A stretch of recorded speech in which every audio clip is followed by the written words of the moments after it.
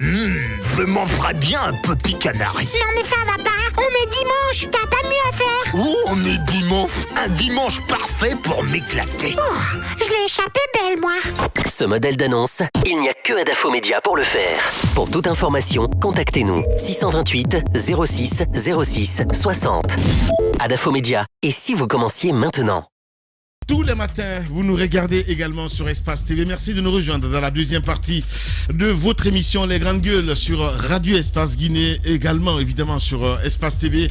Continuez à réagir, les contacts s'affichent juste en bas de l'écran. Si vous nous écoutez à la radio par SMS, c'est le 00224 657 39 13 13. Sinon, ça se passe là également aussi sur Twitter, hashtag Espace GG avec Cela Média qui relaie cette émission sur Facebook, entre autres. Au menu, on s'intéresse à l'actualité, le trafic de drogue au centre des préoccupations en Guinée. Plusieurs saisies se font et nous comprenons aisément que toutes les drogues dures circulent désormais dans notre pays. Les services spéciaux ont affaire avec évidemment des réseaux bien organisés, utilisant plusieurs moyens de transport en stratégie pour dissimuler donc les stupéfiants, alors que l'enquête sur la saisie de Nongo, qui a connu l'implication des officiers de police, n'a pas encore livré tous ses secrets. Un bateau contenant donc du hashish a investi les eaux guinéennes. Au cœur donc de cette lutte, la Direction nationale du renseignement économique, financier et narcotique. Pour comprendre les démarches en cours, nous aurons ce matin dans cette émission, mesdames et messieurs, le commissaire divisionnaire Mohamed Mazo Mansaré, porte-parole du secrétariat général chargé donc des services spéciaux. Il sera avec nous dans ce studio.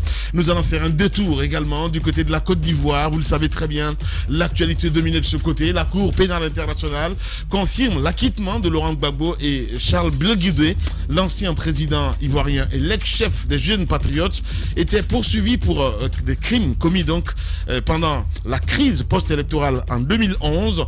Les deux ont toujours clamé leur innocence. Les violences post-électorales, faut-il le rappeler, par rapport en fait officiellement 3000 morts depuis 2019. Gbagbo attend donc de rentrer dans son pays. Le rejet de l'appel de la procureure contre la décision de la chambre de première instance de la Cour pénale internationale devrait désormais le faciliter donc le retour. Les deux hommes politiques peuvent-ils rentrer dans leur pays? Nous posons cette question ce matin. Quelle est la conséquence politique de cette décision de la CPI? À suivre ce matin depuis Abidjan, Franck Anderson, je le disais tantôt, Kwasi, il est le secrétaire général adjoint du Front populaire ivoirien, et de Fernand Dédier, il est éditorialiste ivoirien, donc ils seront en direct ce matin dans cette émission Les GG sur Radio Espace Guinée. Un mot de culture, oui, ils accompagnent production et la promotion des œuvres artistiques. Ils ont toujours œuvré séparément, oui, évolué séparément, en tant que concurrents sur le même terrain. Avec le coronavirus, ils ont vu leur activité tourner au ralenti. Dans l'ensemble, le monde du showbiz a été très touché, vous le savez très bien, par les mesures gouvernementales, interdiction des spectacles, festivals et expositions, pourtant les seuls à même de générer des ressources dès lors donc ils ont compris la nécessité de se rassembler. Les opérateurs culturels guinéens ont créé donc une fédération pour protéger leurs intérêts. Ce matin, nous allons avoir dans ce studio, mesdames et messieurs, le président de cette association qui n'est autre que monsieur Ibrahim Cissé. Ibrahim Cissé, donc, il sera avec nous. Il est le président de FESEC. Il sera avec nous d'une minute à l'autre dans cette émission Les GG. Très nombreux à nous envoyer des messages, évidemment, sur le 657 39 13 13 avec ce premier message que nous recevons. Merci de bien vouloir informer monsieur le préfet de Zérékoré qu'à Conakry aussi le prix de pain a augmenté à 4000 francs et que même le droit de douane a augmenté. Un conteneur de 2 pieds est allé de 85 à 185 millions de francs guinéens et qui vient d'arrêter aussi le DG de douane aussi. Voilà, c'est Lamarana Yembérin qui nous envoie ce message. On va rester dans le sillage avec maintenant sur WhatsApp. Voilà, lui c'est Boubacar Teluel qui nous écrit Lamine, la solution c'est de dire à l'État de subventionner donc la farine, comme le disait tantôt Jacques Lewaleno, aussi simple que ça. Merci. On reste avec cet autre aussi sur WhatsApp. Lui c'est Mamadou Ouri Diallo depuis il nous écoute en Espagne, il nous regarde sur Facebook, je sais pas. C'est inexplicable que l'État ce que l'État est en train de faire. Eh bien, ce n'est pas ça qu'on appelle gouverner un pays. Le prix de pain dépend du prix de la farine. Mais Lamine, vous êtes au courant que M. Moussa Moïse est nommé ministre anti-drogue? Voilà. Non, je ne suis pas au courant. Allez, on reste avec cet autre aussi. Lui, c'est Mamadou Barry Alpha, depuis Fria. Il nous écoute. Bonjour Lamine. Bonjour à tous. Dites au gouvernement, au lieu de s'attaquer donc aux boulangers, parce qu'ils ont augmenté donc le prix du pain, de récupérer les 200 milliards de Djenab Dramé et subventionner donc les boulangers. Donc c'est un auditeur qui nous envoie ce message. Bonjour les GG, c'est Diallo Abdoul Nyangema depuis Zali. Lamine, s'il vous plaît, pourquoi l'État ne diminue pas le prix du sac de farine pour permettre aux boulangers de produire comme avant? Sinon, les boulangers ne sont pas bêtes. Voilà, il dit, Lamine, il faut travailler pour gagner un peu. Ils vivent de ça. Donc voilà, merci beaucoup les vrais gens qui nous envoient ce message. Les GG à Dalaba, le pain coûte 4000 francs. Donc c'est un auditeur qui nous informe. Merci à vous. Les GG, c'est Souma Dibril depuis Koya Wankifon. Concernant ce protocole d'accord entre l'État et les boulangers, moi je reste d'abord sur ma faim.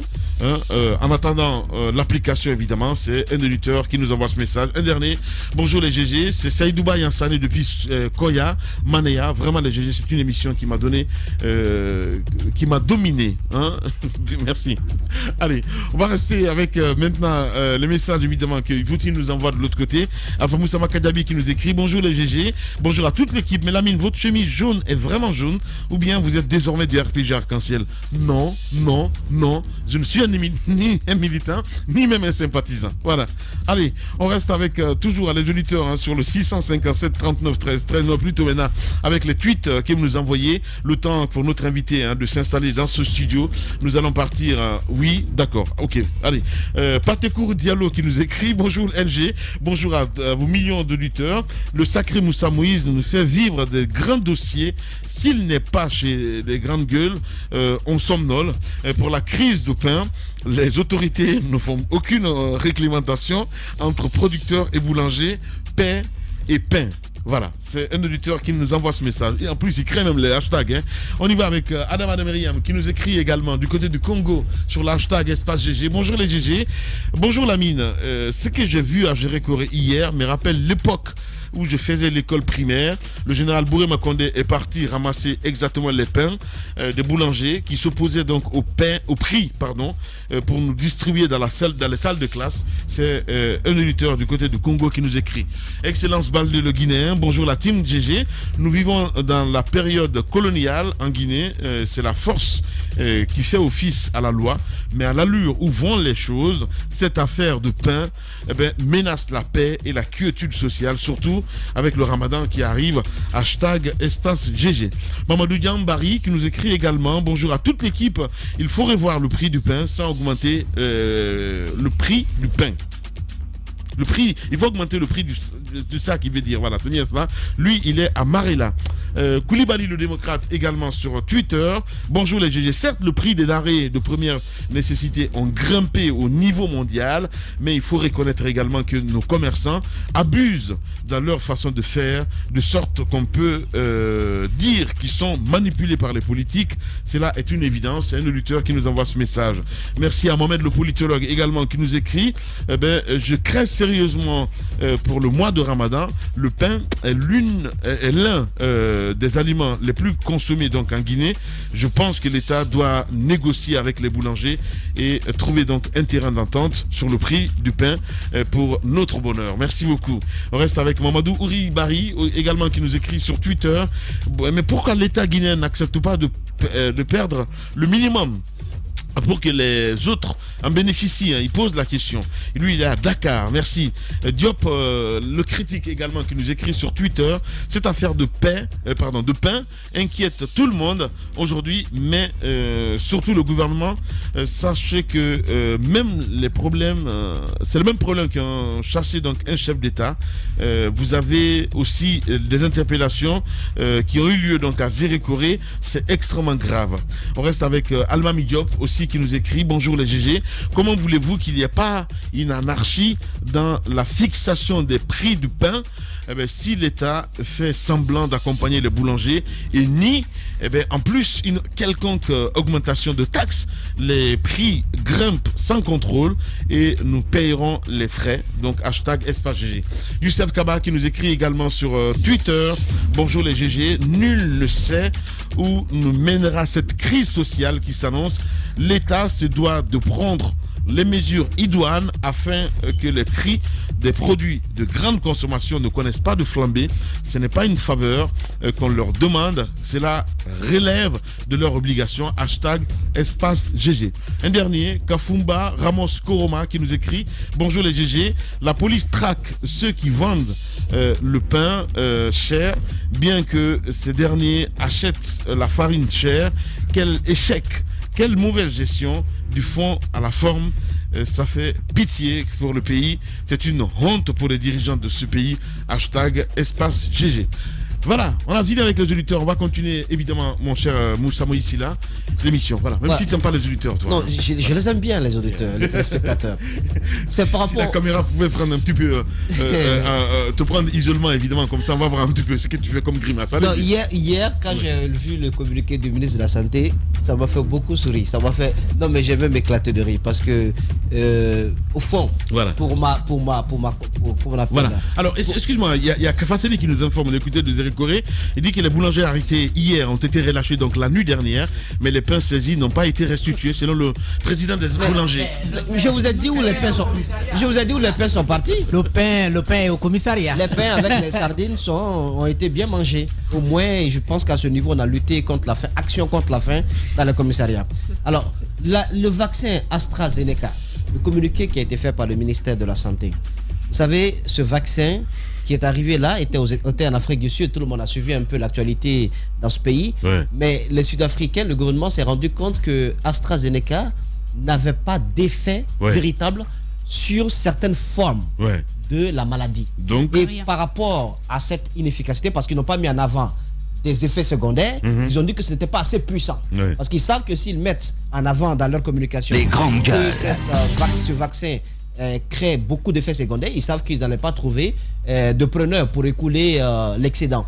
Donc ils disent que ça n'avait pas assez d'impact sur le variant britannique et le variant sud-africain donc en cours dans leur pays. Donc pour cette raison, ils ont écoulé la dose à l'Union africaine. Donc MTN s'est engagé donc à nous donner une dose. Mais ce qui m'interpelle, c'est l'explication qui est donnée dans le communiqué du ministère de la Santé. Il dit que ce vaccin a été homologué par l'OMS. Ça, c'est connu depuis le 15 février, qui est en cours d'utilisation dans le monde, dans certains pays limitrophes. Il dit que le lot reçu de vaccin a une date d'expiration, portait une date d'expiration au 13 avril 2021.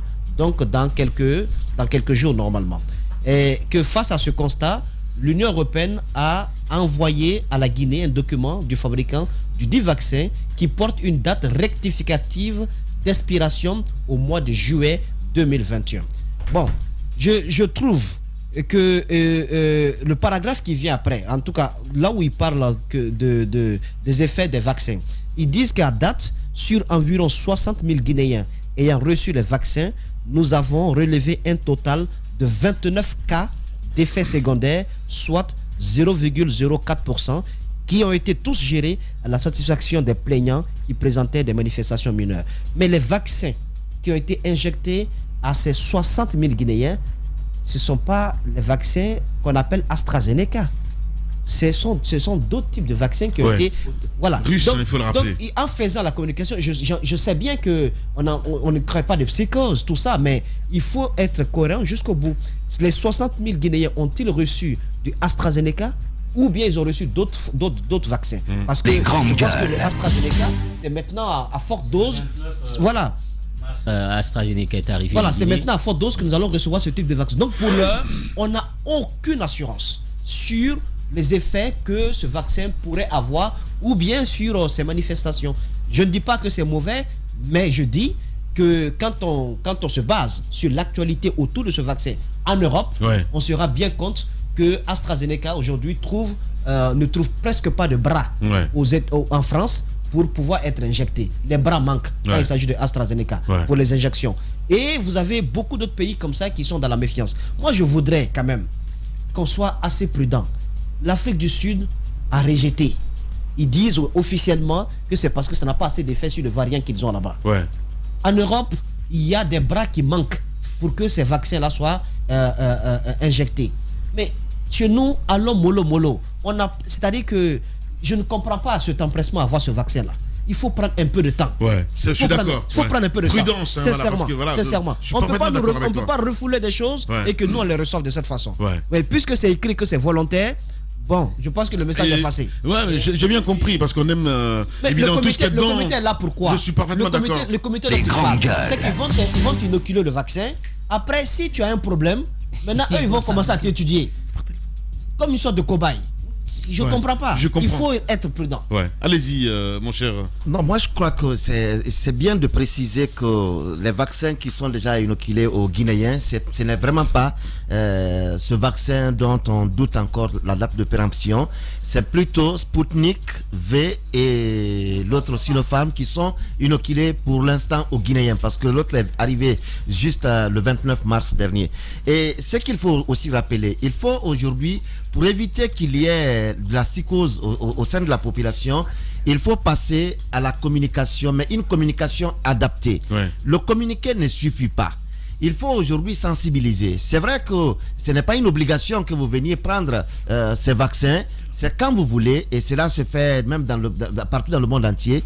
Mais lorsqu'il y a déjà des doutes sur la date de péremption, ça amène à la méfiance, pas que sur AstraZeneca, mais sur les autres vaccins. Parce qu'il n'y a pas une communication qui dise réellement tous les vaccins qui ont déjà été inoculés, ce n'est pas AstraZeneca, mais ce sont les autres vaccins. Ceux qui arrivent, parce que ces autres-là, il faut le dire, il y a certains, parce que tous les corps ne sont pas les mêmes, il y a certains qui rejettent et qui manifestent des effets secondaires.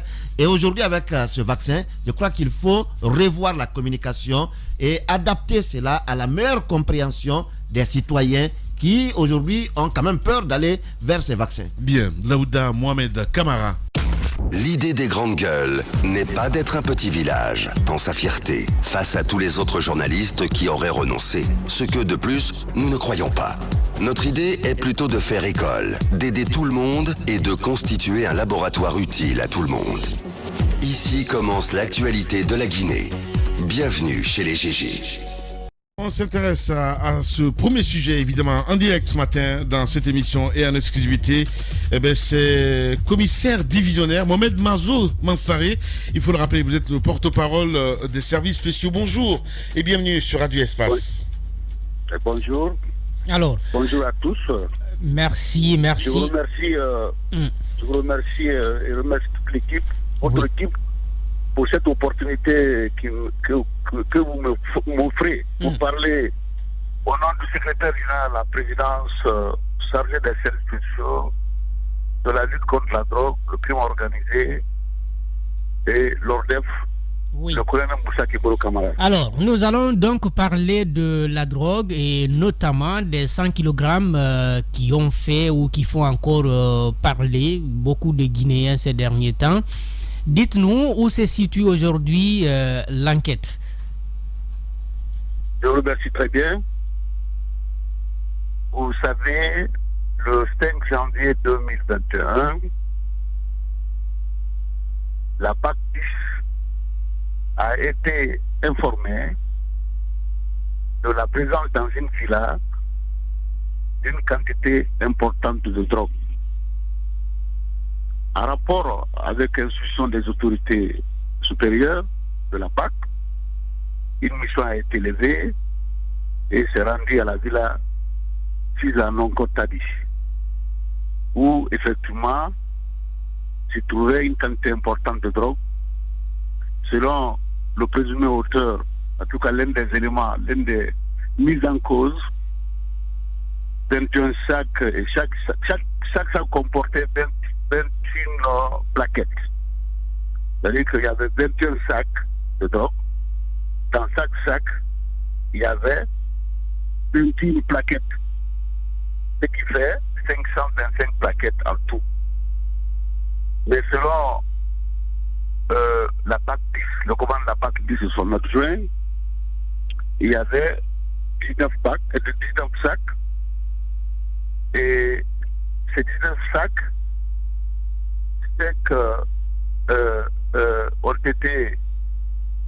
sont restés au niveau de la PAC au départ, et 10 sacs ont été remis à l'autorité, au commandement, à la coordination générale des BAC, selon le commandant de la PAC 10. Donc après les enquêtes, nous sommes rendus compte finalement que, contrairement au rapport qui a été dressé, qui comportait 100 kg de cocaïne, il y avait plus. Il y avait au moins 525 plaquettes, donc 525 kilos. Mais de la direction de la BAC, au niveau de la BAC 10, la coordination des BAC au niveau de la DPJ, nous n'avons trouvé que 177 plaquettes. Donc les 177 plaquettes-là, on a procédé à l'analyse. Et avant, je précise que quand il y a eu la saisie, il y a une commission rogatoire qui a été émise par le parquet de Dixine, par le juge d'instruction, M. Ousmane, qui a saisi notre département. Et aussitôt, une commission nationale d'enquête a été créée. Cette commission d'enquête était composée de la douane, de la préfecture maritime, de la police nationale, de l'OCAT. Alors, les enquêtes menées, nous sommes rendus compte finalement qu'il y avait 177 plaquettes, parmi lesquelles il y avait 32 fausses plaquettes.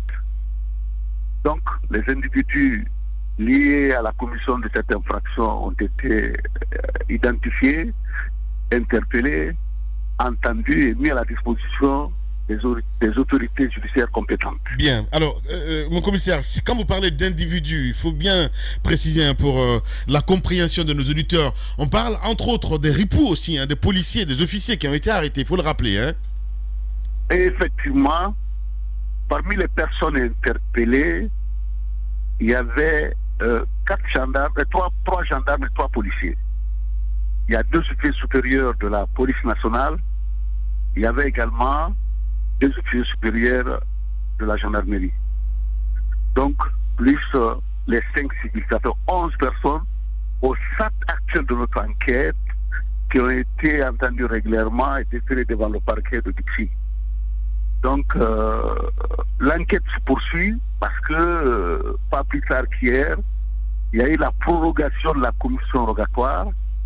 Et comme je l'ai rappelé la fois dernière, la commission rogatoire, pour ceux qui nous écoutent, c'est une délégation de pouvoir qui peut être partielle ou totale de la part d'un juge d'instruction, soit à un magistrat, soit à un OPJ, d'accomplir un certain nombre d'actes à son nom, dans un délai très précis.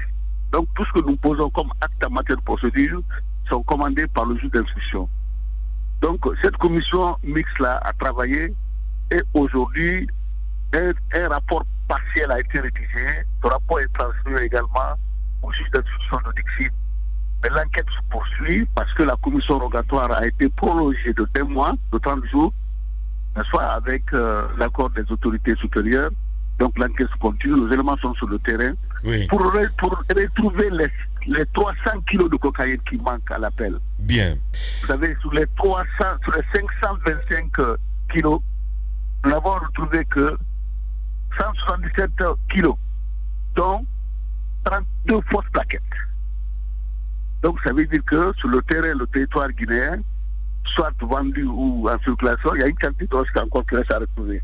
Et des individus à interpeller, parce qu'effectivement, au lieu de 2 blancs, il y avait 3 blancs Il y avait un certain Fédor, lors de nos dernières auditions, un certain Fédor qui s'appelle Alain Sommier, qui serait de nationalité française, plus les 2 premiers blancs, ça fait 3, qui sont effectivement les présumés principaux auteurs de la commission, en tout cas de l'importance de la drogue dans notre pays. Voilà.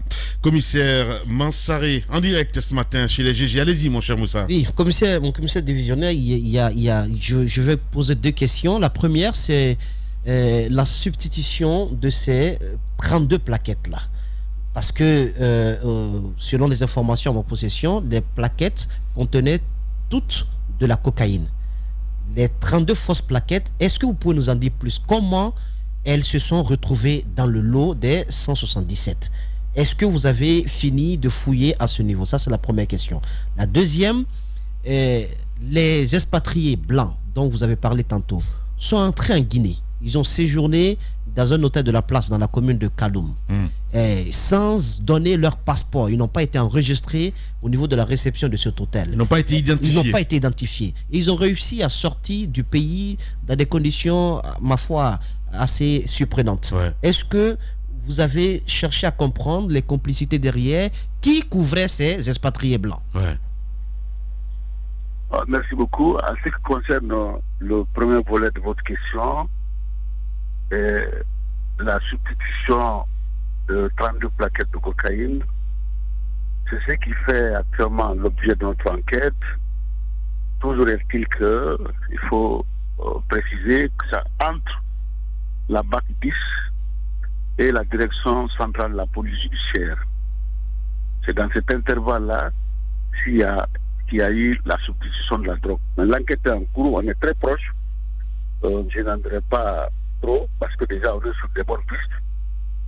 Et en ce qui concerne le deuxième volet, effectivement, les 2 expatriés, après la saisie de la quantité de la drogue dans la villa où ils habitaient, ils ont été récupérés par leur logeur, celui qui les a fait venir en Guinée, M. Kaba. Il les a envoyés à travers des jeunes au niveau de la villa, d'un hôtel en ville, comme on l'a dit. Et dans cet hôtel, les formalités administratives en ce qui concerne la réception de clients ou d'indignes n'ont pas été respectées. Ça, il faut l'avouer. Parce que la procédure normale voudrait quoi? Lorsque vous venez dans un hôtel, en faisant la réception, soit vous présentez une carte d'identité ou un passeport. Mais c'est trouve que c'est 15 personnes qui avaient fait la réservation pour les 2 blancs. Il a réservé une chambre, la chambre 102, à l'intérieur de choses, certainement complice avec 24 qu'on est en train de rechercher. Et là, je vais vous dire que les responsables de l'hôtel ont été entendus. On est en train de voir dans quel cadre les placer. Et déjà, une enquête supplémentaire a été ouverte par rapport à ça. Donc, effectivement, ils ont quitté le territoire. Selon les informations que j'ai reçues de l'Interpol hier, le Serbe serait déjà arrivé dans son pays. Parce qu'il est resté là, il a fait une demande de passeport. Son État a établi un passeport et puis là, il est parti. Les 2 autres sont du côté européen, côté de l'Espagne ou de la France.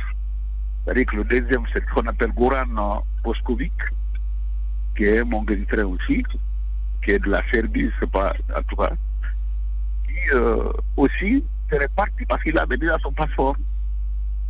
C'est très regrettable que ça soit quelques jours après l'ouverture des enquêtes, une enquête aussi importante que celle qui est liée à la trafication de la drogue, que les individus déclarés être propriétaires ou importateurs dans notre pays, soit se faufilent comme ça nous-mêmes pour rentrer dans leur pays.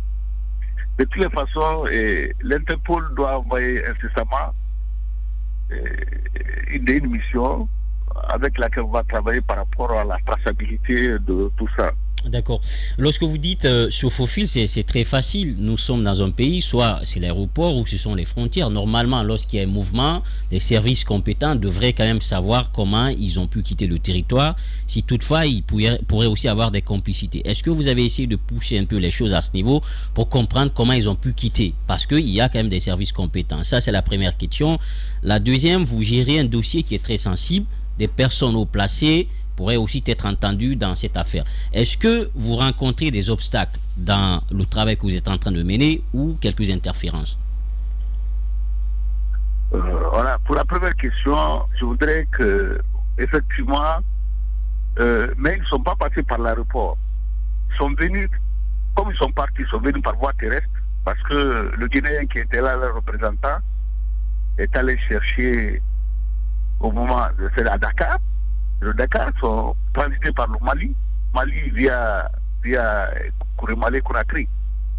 Donc c'est certainement les informations que nous avons à notre possession, et c'est la même méthode qui a été utilisée. Or malheureusement, ils sont partis, bien que les dispositions aient été prises par les autorités compétentes. Vous savez, c'est pas facile quoi. En matière de drogue, le cartel est là avec tous ses moyens. Oui.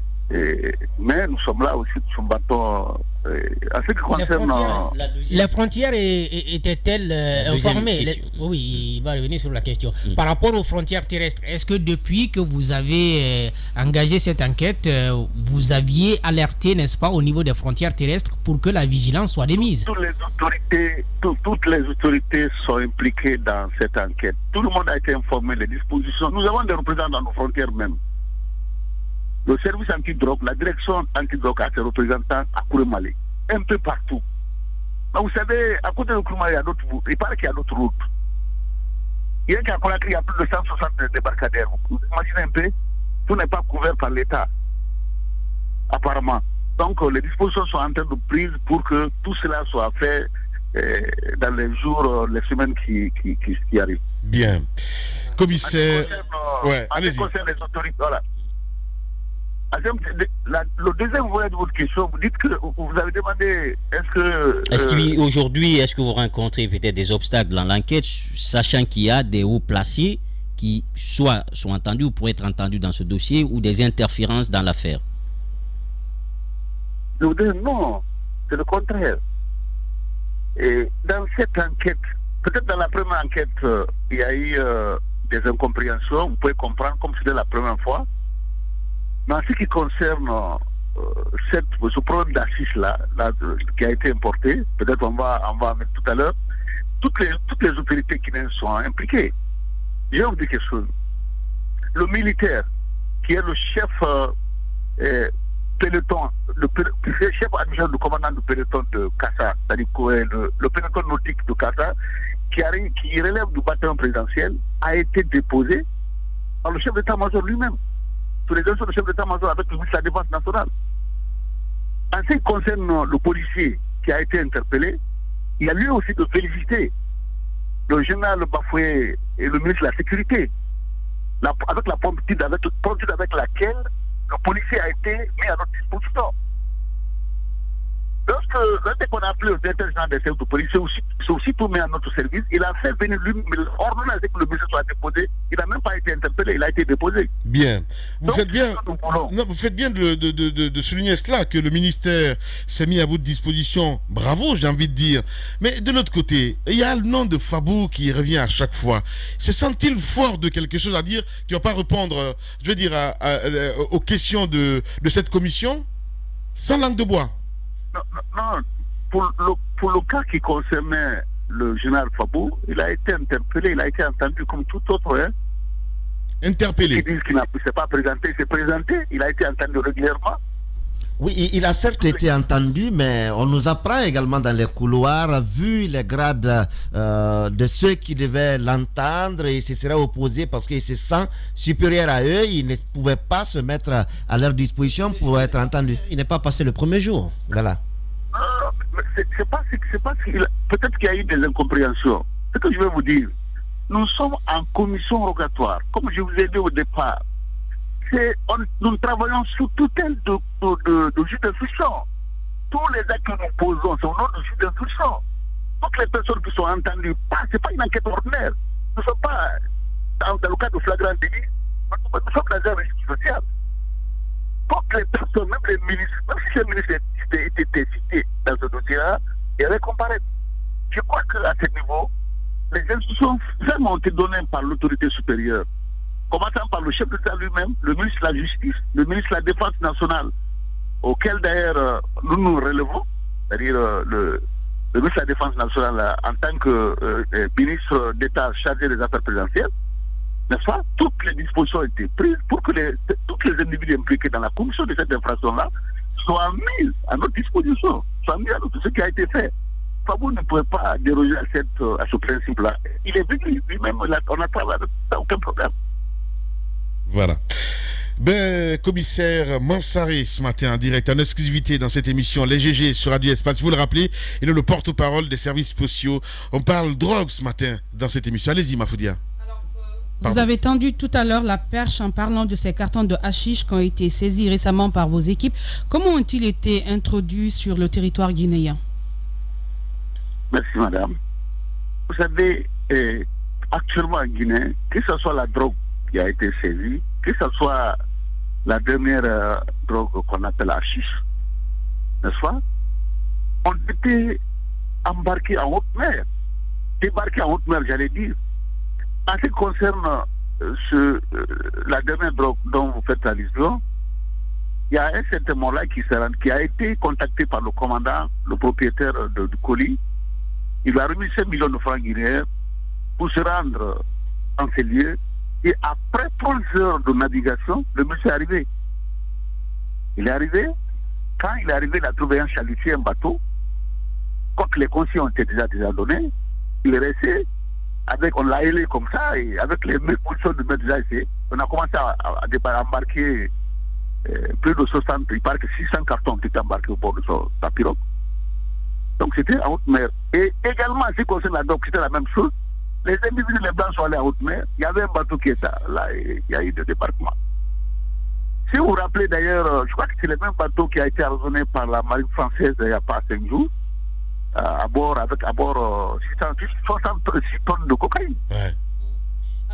Donc, okay. C'est dans les eaux, c'est pas voie maritime que la drogue arrive maintenant. Alors, il faut dire que quand même ces 2 enquêtes ont levé le voile sur l'implication des agents. Je pense que lorsqu'on a commencé à parler de ces sujets, ce qui intriguait le plus, c'était de savoir qu'en Guinée aujourd'hui, il existait ces ripoux qui quand même facilitaient l'entrée de ces drogues. Est-ce qu'on peut dire que c'est nouveau ce qui se passe, ou bien ça fait des années, ceci existe au sein de nos forces de l'ordre? Merci madame. Vous savez, moi j'ai eu l'opportunité quand même de travailler avec le colonel Moussa Keboro au temps de CNDD. J'étais à l'époque un enquêteur. Alors, je connais à peu près tout ce qui se sont passés. Il y avait des policiers, des militaires au temps de Dadis, également aujourd'hui.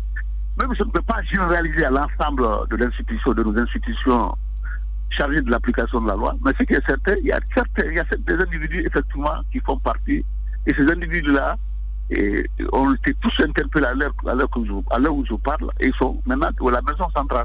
Donc sous un mandat de dépôt à la maison centrale. Oui, vous avez... On ne peut pas dire que c'est l'ensemble des forces de défense de sécurité. Non, on ne peut pas. La Guinée, on ne peut pas dire que c'est tout le monde. Ce qui est sûr, il y a quelques agents qui, bien entendu, évoluent dedans, et vous êtes d'accord avec nous.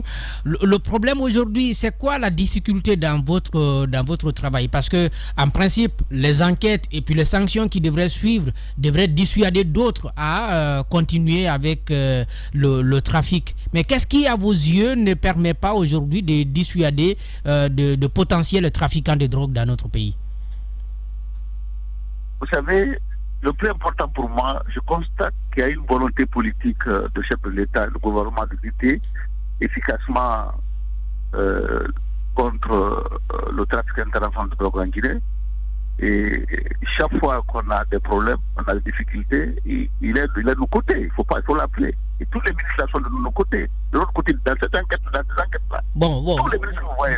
Vous ne voulez peut-être pas le dire, parce que vous avez parlé tout à l'heure du CNDD. C'est-à-dire que le problème de sanction n'est pas de ma compétence. Il revient au président Donc là, c'est sa souveraineté, ça. S'il doit prendre une sanction, il va la prendre. Oui, plutôt la justice. Plutôt non plus les sanctions que. Plutôt la justice. Vous avez parlé tout à l'heure du CNDD, du temps du CNDD.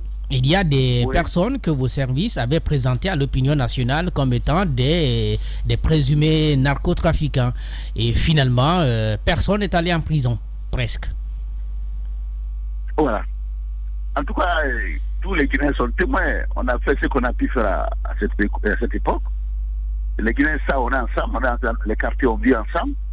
Et tout le monde sait ce qui s'est passé. S'ils n'ont pas été condamnés, ce n'est pas de notre compétence. C'est-à-dire qu'un enquêteur, on n'est pas tenu, on n'a pas obligation de résultat. Notre travail, c'est toute une chaîne. C'est toute une chaîne. Vous, la sécurité, c'est vrai qu'il y a aussi. Si on a été libéré au niveau du parquet, ce n'est pas de notre ressort. Oui, on vous comprend. On sent. Poser plutôt au ministre de la Justice. D'accord. Alors, dites-nous, on comprend bien qu'il va falloir poser cette question au ministre de la Justice, mais en même temps, on sent dans votre voix cette impuissance parce que, comme on dirait, chacun devrait faire son travail. Mais justement, si ce n'est pas mené jusqu'à bout, c'est quoi l'impact sur ce que vous faites au quotidien pour traquer ceux qui sont dans ce trafic? Donc, moi, personnellement, je suis très heureux. Je suis très heureux du travail que nous sommes en train de faire. Colonel Koumoussa Keboro, c'est pas facile. Vous le savez mieux que nous.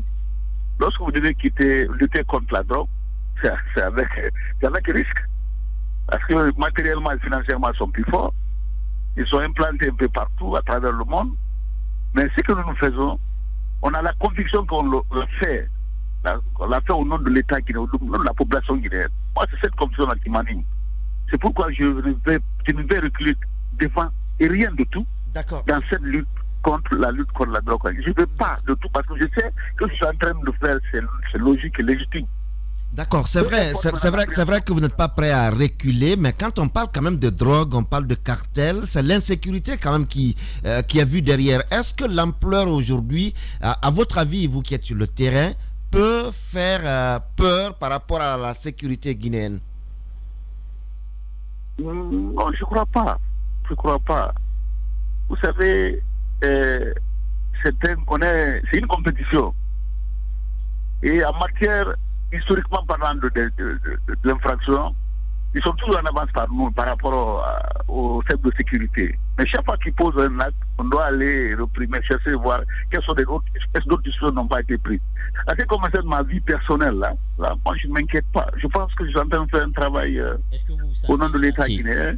Je crois que le personnel de Keboro, Moussa Keboro Kamara aussi, estime qu'il est en train de faire un bon travail. Vous dites qu'ils disposent de beaucoup de moyens, ce sont des cartels. Est-ce que vous vous sentez menacé aujourd'hui? Est-ce que vous vous sentez menacé aujourd'hui? Parce que vous-même vous dites qu'ils ont beaucoup de moyens, ce sont des cartels, ils sont implantés un peu partout dans le monde. Est-ce que vous vous sentez aujourd'hui menacé? Le problème, c'est qu'on va les laisser faire. Sinon, notre pays va devenir, vous qui êtes à la radio là, c'est parce qu'il y a la paix. Oui, mais la question de Diba, il n'y aura pas de radio, il n'y aura pas de... On a compris ça. Est-ce que vous vous sentez menacé aujourd'hui? Non. Non. Allez-y, Moussa. En même temps, je vais poser encore deux questions, monsieur le commissaire. La première, vous avez donc fait le constat, je pense, que nous avons une flambée d'immeubles qui poussent comme des champignons dans des zones qui ne peuvent pas quand même être à la portée de tout le monde. Il faut avoir une bourse financière assez importante pour acquérir ces domaines-là. Et selon des informations, ces immeubles qui poussent comme des champignons appartiendraient à de supposés barons du trafic de cocaïne dans notre pays. Certaines personnes, déjà que vos services ont connu par le passé. Qu'est-ce que vous faites dans ce sens? Est-ce qu'il y a une piste pour creuser afin de lutter contre le blanchiment des capitaux dans l'immobilier, parce que ça va de pair avec le trafic de cocaïne et puis qu'on appelle un pan du service auquel vous appartenez, puisque ce sont les renseignements narcotiques, économiques et financiers. Ça, c'est la première question. La deuxième, c'est le cas du service auquel vous appartenez. Vous êtes directeur général adjoint. J'imagine qu'il y a un directeur général, il y a Moussa Keboro qui est le patron de tout cela, mais je ne comprends pas un peu le fonctionnement. Qui est au niveau de qui est le directeur général du service auquel vous relevez, et comment ça fonctionne, puisque c'est un service national, alors que Tchèque-Boro est à la tête de ce même service. Je vous remercie. Je commence par la dernière question. Elle est très importante parce que le constat est très, très, très grave. Le secrétaire général, le colonel Moussa Keboro, dirige 4 directions. Il y a 4 directions qui relèvent de lui en tant que secrétaire général à la présidence de la République. Il y a les services spéciaux, n'est-ce pas, qu'on peut appeler aussi la direction générale de la direction nationale de renseignement et narcotique, dont je suis le directeur adjoint. Iroma Khalil Kanté amène au directeur. Il y a le directeur de la direction nationale locale, c'est-à-dire l'Office central de lutte contre la drogue, qui est une direction centrale. Il y a un directeur central qui est le traitement du colonel Moussa Keboro, c'est le colonel Farimba Kamara. Il y a une direction centrale chargée de lutte contre le crime organisé, c'est dirigé par le contrôleur général Sadou Diallo. Il y a enfin l'ORDEF, l'Office de répression des délits économiques et financiers, qui relève, n'est-ce pas, le commissaire Biro Diallo. Voilà à peu près comment est organisé le secrétaire général à la présidence chargée de la lutte contre la crime et le crime et l'ORDEF. Donc, Keboro est au-dessus de toutes les directions. Souvent, on l'assimile, il est directeur, secrétaire des services spéciaux. Non, il est secrétaire général à la présidence, chargé des services spéciaux, de la lutte contre la drogue, le crime organisé et l'ORDEF. Et chaque entité a un directeur à sa tête. C'est très important de comprendre parce que souvent, pas vous, et à d'autres occasions, on a compris que jusqu'à présent, on n'a pas pu faire cette partie. Donc, ça c'est la première question. En ce qui concerne voilà, la montée exponentielle ou la construction un peu partout à Conakry, il y a un principe quand même dans le pays, quoi que ça va être appliqué à Guinée. Vous savez, l'incapacité de prouver l'origine d'un bien quelconque, que ce soit les bâtiments, que ce soit les mêmes des véhicules, je crois qu'on peut appliquer à tout le monde. N'est-ce pas? Ouvre la perspective, c'est une personne d'ouvrir une enquête. C'est-à-dire que chacun doit être capable de dire quelle est la source de ces revenus. Que ce soit les narcotrafiquants, les narcotrafiquants, il y a de nouveaux narcotrafiquants. C'est vrai qu'on assimile, il y a beaucoup de maisons qui appartiendraient, ou qui appartiennent même les renseignements. On est en cours, on a déjà une base de données qui appartiennent effectivement à certains individus qui ont été dans le temps cités et même interpellés par l'État guinéen. Mais il y a aussi des Guinéens, des nouveaux Guinéens, des nouveaux riches, qui sont incapables de nous prouver l'origine d'un bien. En l'espèce, il faut qu'il y ait une enquête soit ouverte dans tous les pays du monde. Je vais vous donner un exemple. Moi, j'étais, excusez-moi, c'est pas pour, j'étais à Paris, j'étais à Saint-Cyr-au-Mondo, et je serais en page dans un commissariat central de 14e arrondissement, où je suis resté pendant 2 mois, 14e arrondissement de Paris, où on a filé un Ivoirien qui avait une 4x4. C'est tellement cher que, chaque fois qu'il passait, les gens se posaient la question, mais lui là, il doit avoir de l'argent. Aussitôt, une enquête a été ouverte et il a été interpellé quelques jours après. Effectivement, à bord de son véhicule, il avait une quantité de trucs de cocaïne. Voilà un peu. Dans les autres pays, c'est comme ça, on se fouille. Il faudrait que nous soyons capables de dire comment est-ce qu'au-delà même du principe qui sont les narcotrafiquants, quels individus là, comment ils ont eu les moyens? Voilà un peu la question de moi personnellement que je me pose. Maintenant, celui-là, il faut s'atteler, vous, à votre niveau. Voilà, on est en train. D'accord, peut-être juste une question. Dernière. Un peu de temps, on parle de cocaïne en Guinée, on parle de hachis, c'est vrai qu'on parle de hachis continuellement. Comment expliquer cette recrudescence en quelques mois en Guinée? Merci. Comme je vous l'ai dit tout à l'heure, il y a une montée exponentielle d'importation, de transport et de trafic de drogue en Guinée. Mais je voudrais préciser que la Guinée n'est pas le seul pays actuellement. Hein. Vous avez entendu le cas sénégalais où on a saisi 850 kg de cocaïne. Vous avez entendu le cas ivoirien où on a saisi une tonne de cocaïne, une tonne et demie de cocaïne, quelques de cocaïne. Vous avez entendu également le nom Gambien, le cas Gambien où on a saisi 3 tonnes de cocaïne. Donc, c'est tous les pays côtiers qui sont concernés par le trafic. Mais en ce qui nous concerne, effectivement, il y a encore cette montée exponentielle qui inquiète, qui doit inquiéter tous les Guinéens. Bien. Mais, comme je l'ai dit tout à l'heure, c'est par voie maritime que ça arrive. Il faut faire en sorte que tout le monde, comme je l'ai dit le fois dernier, que le minimum moins soit là pour continuer la lutte contre ce phénomène-là. Et l'État s'est engagé dans cette voie-là. En tout cas, ce qui nous concerne, tous les moyens sont mis à notre disposition pour faire en sorte que les renseignements économiques, financiers et narcotiques soient à la portée, soient un gouvernail pour l'État guinéen. Bien. C'est ce qu'on est en train de faire depuis que la direction a été créée. La direction a été créée au mois de novembre. Le 9 novembre, on a reçu le décret nommant les directeurs généraux. Donc, c'est une volonté politique. 2 jours après l'élection du président, nous avons été le premier à bénéficier de ce décret. Donc, je crois que c'est extrêmement important. Merci beaucoup, en tout cas, mon commissaire. Voilà, il faut le rappeler, commissaire divisionnaire Mohamed Mazo Mansaré, porte-parole donc des services spéciaux. Il était en direct, en exclusivité ce matin. C'est les GG. On revient à 11h. Salut les petits lutins, comme vous êtes mignons, je vais vous figer dans la glace. Hé, vous, ne restez pas figés comme ça. Vos glaces sont livrées en 30 minutes. C'est possible. Ce modèle d'annonce, il n'y a que Adafo Média pour le faire. Pour toute information, contactez-nous 628 06 06 60. Adafo Média. Et si vous commenciez maintenant?